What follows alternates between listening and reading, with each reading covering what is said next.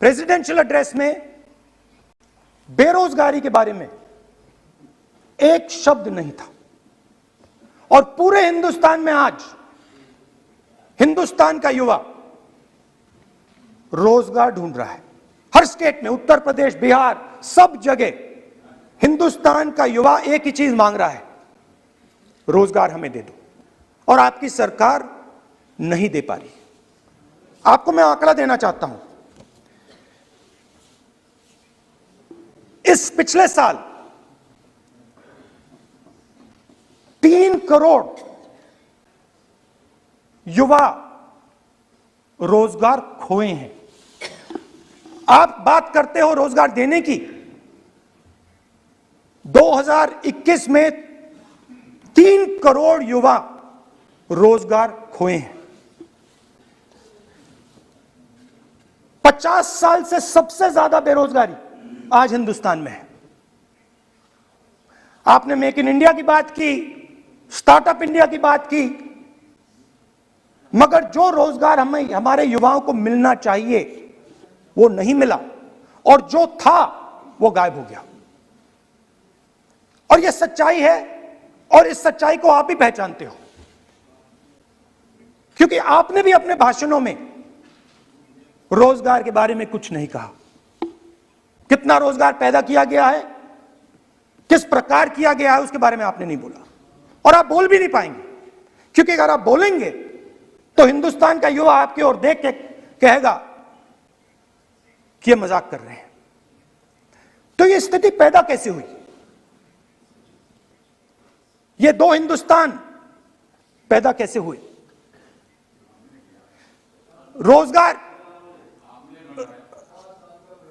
रोजगार स्मॉल और medium industry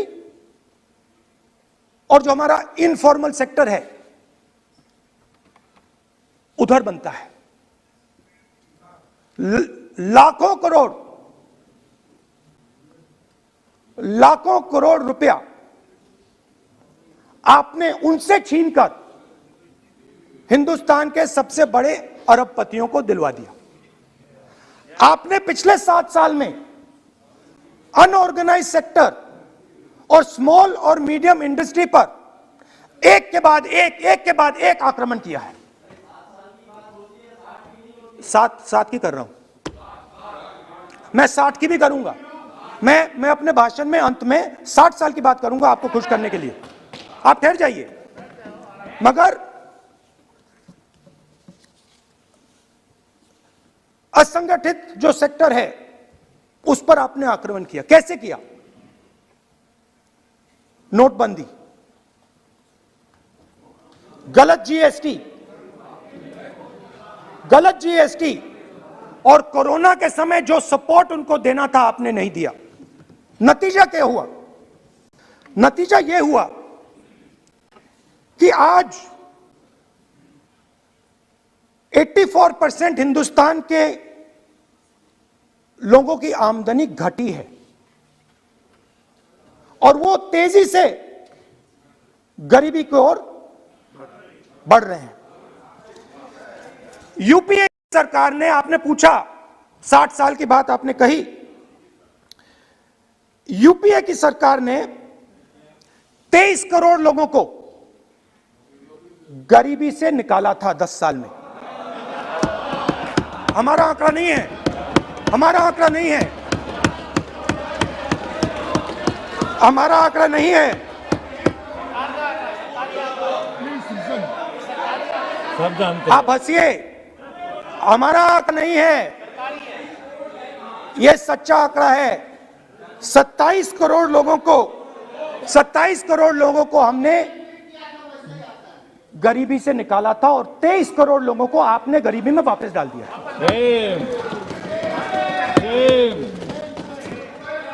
same.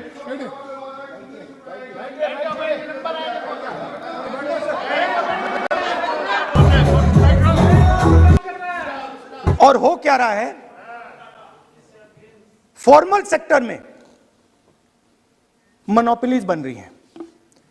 किसी भी आप सेक्टर में देखिए, और सबसे 2 मोनोपोलिस्ट के बारे में थोड़ा सा बोलूंगा।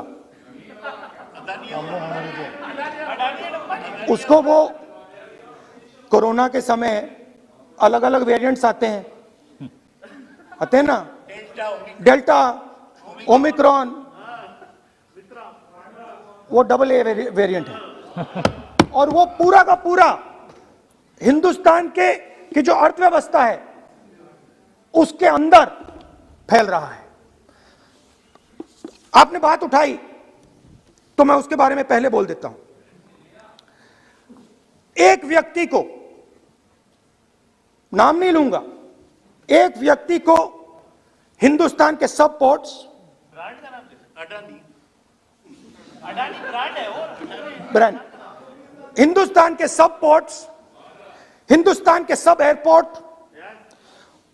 Power, transmission, mining, green energy, gas distribution, edible oil, जो भी हिंदुस्तान में होता है उधर अदानी जी दिखाई देते हैं।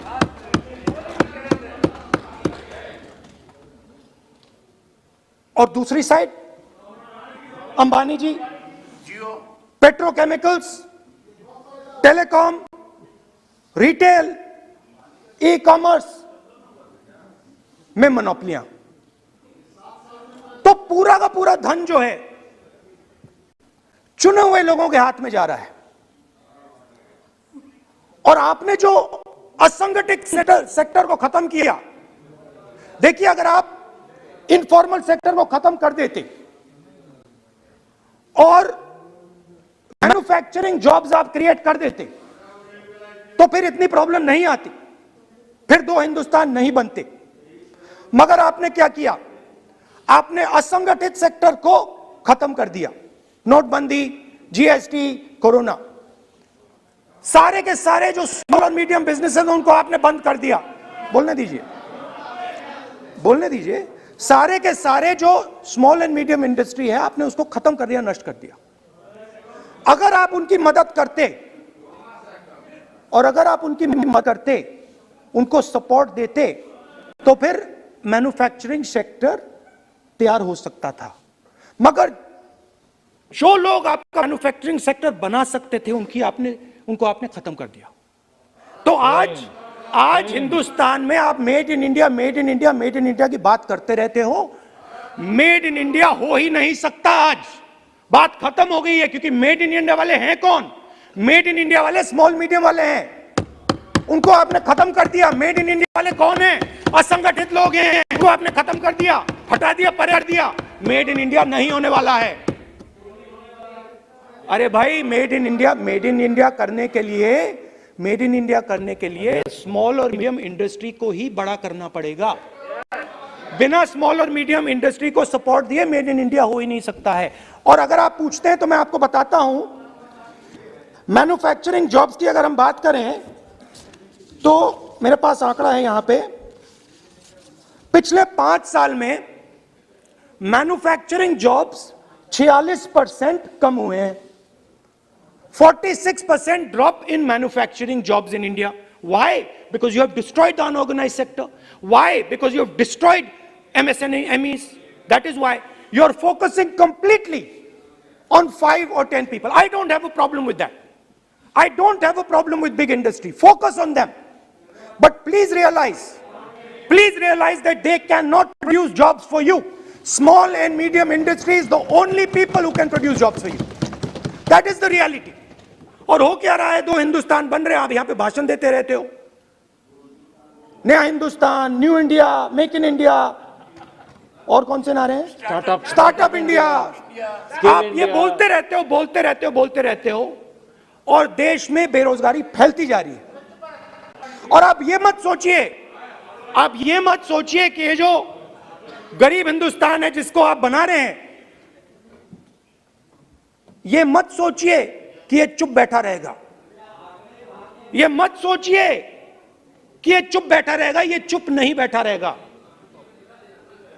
इस हिंदुस्तान को सब कुछ दिख रहा है। इस हिंदुस्तान को दिख रहा है कि आज, सुनिए, इन लोगों को दिख रहा है कि आज, ये आंकड़ा आप सुनिए, ये आपकी सरकार की देन है, ये आंकड़ा अच्छी तरह सुनिए। इस गरीब हिंदुस्तान को दिख रहा है कि आज हिंदुस्तान के 100 सबसे अमीर लोगों के पास हिंदुस्तान के 55 करोड़ लोगों से ज्यादा जायदाद है।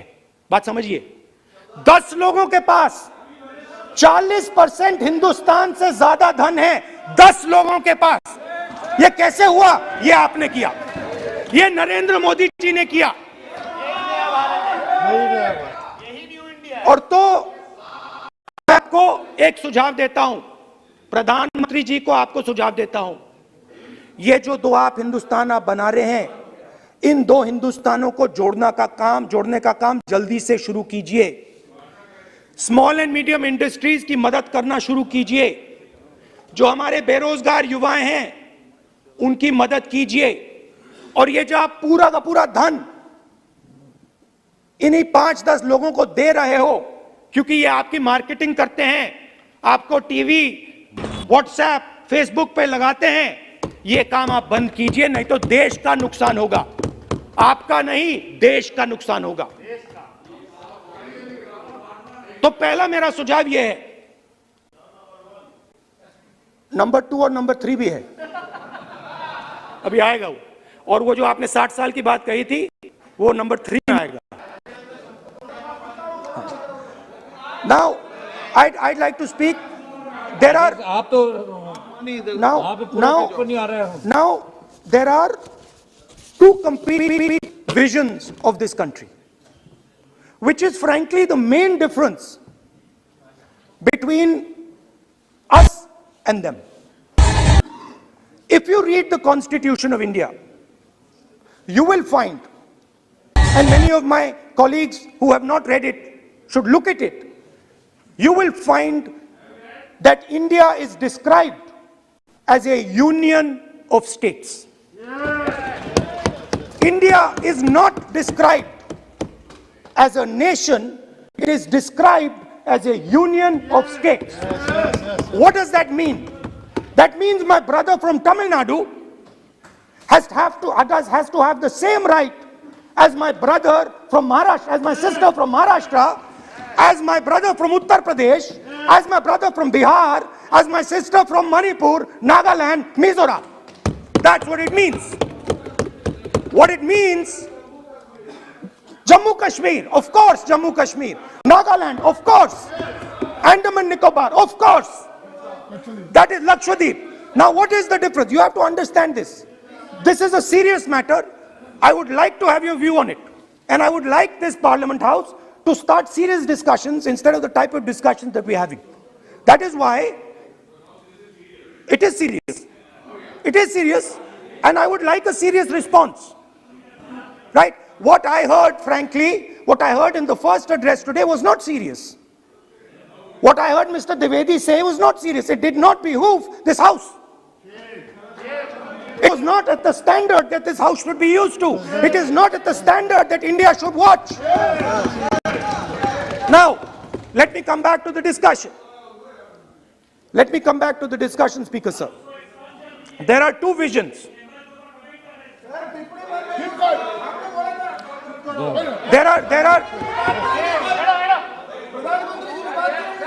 There are two visions of this country. One vision that it is a union of states, meaning it is a negotiation, meaning it is a conversation. Meaning, I go to my brother in Tamil Nadu and I say, what do you want? And he says, this is what I want. And then he asks me, what do you want? And I say, this is what I want. It is a partnership. It is not a kingdom. Remember that. You will never, ever in your entire life rule over the people of Tamil Nadu. It cannot be done. You will never, ever in your life rule over these other people. Please listen to what I'm saying.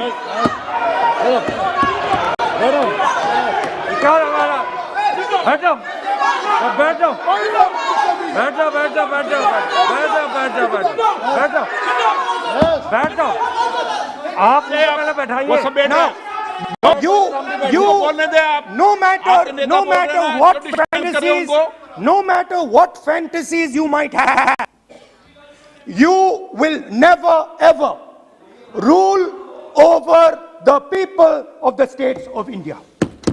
It has never been done in 3,000 years. Never, ever.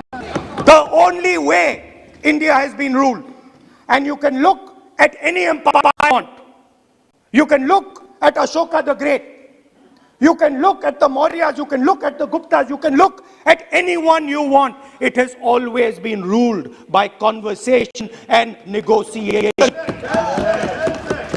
Now, what is the problem? The problem is you people are confused. The problem is you people think that these languages, these cultures, these histories, you think that you can suppress them. You have no idea of history. You have no idea what you are dealing with. Because the people of Tamil Nadu have inside their heart the idea of Tamil Nadu, the idea of the Tamil language, and then also the idea of India. Do not be confused. The people of Kerala have the idea of, I am telling you the truth. The people of Kerala have a culture. I am now a member of Parliament of Kerala. I understand it slightly better. They have a culture, they have a dignity, they have a history. The people, like the gentleman said, the people of Rajasthan have a culture, have a history, have a tradition, have a language. They have a way of life.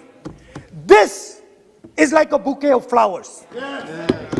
This is our strength. I learn from the people of Tamil Nadu. I learn from the people of Rajasthan.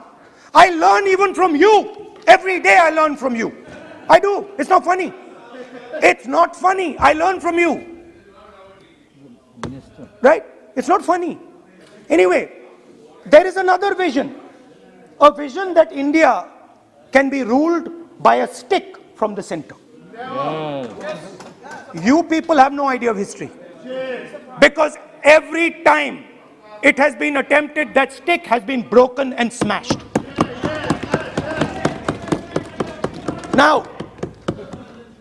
Now what is happening as a result of your flawed vision of the country?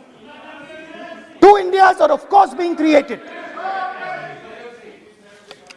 Two Indias are of course being created. Speaker sir. अध्यक्ष महोदय,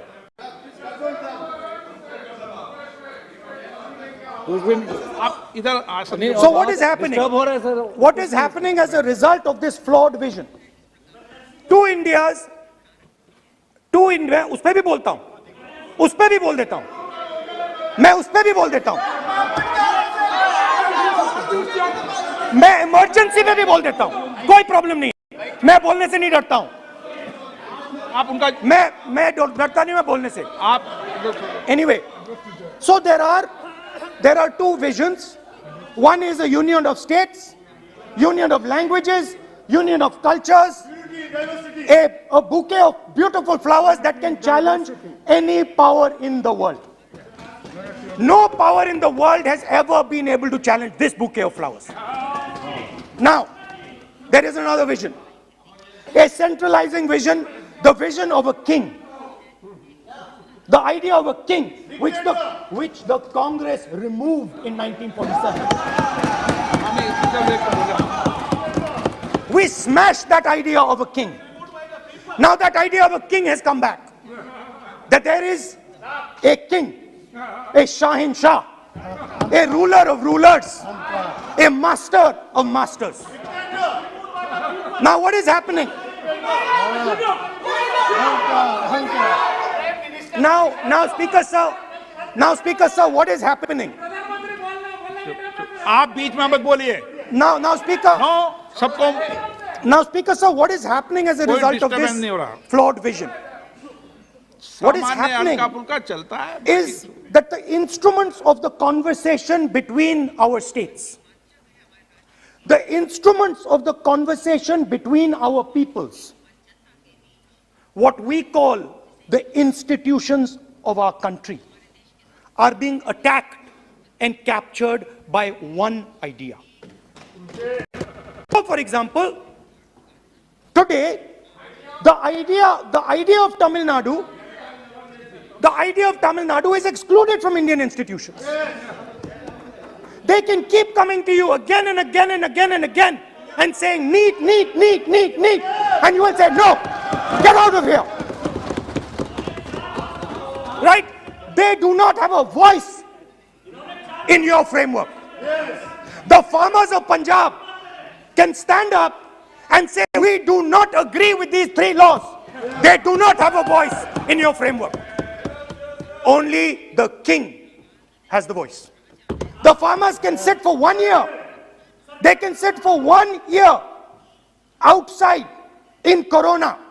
They can die, doesn't matter. The king does not agree. You do not listen to anybody. And even all of you, my dear brothers and sisters in the BJP, I saw my Dalit colleague speak today, Paswanji. I saw him. Yes. He knows the history of the Dalits. He knows who has oppressed the Dalits for 3,000 years. And he is speaking with a hesitancy. He is speaking without. I am proud of him. I am proud of this gentleman. He has spoken to me what is in his heart. I am proud of this man. But he is in the wrong party. Don't worry, घबराइए मत.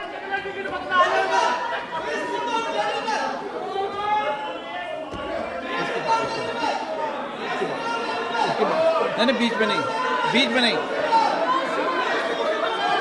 तो बीच में थोड़ी बोलेंगे, बाद में. Person, I will allow him to speak. ये सुनो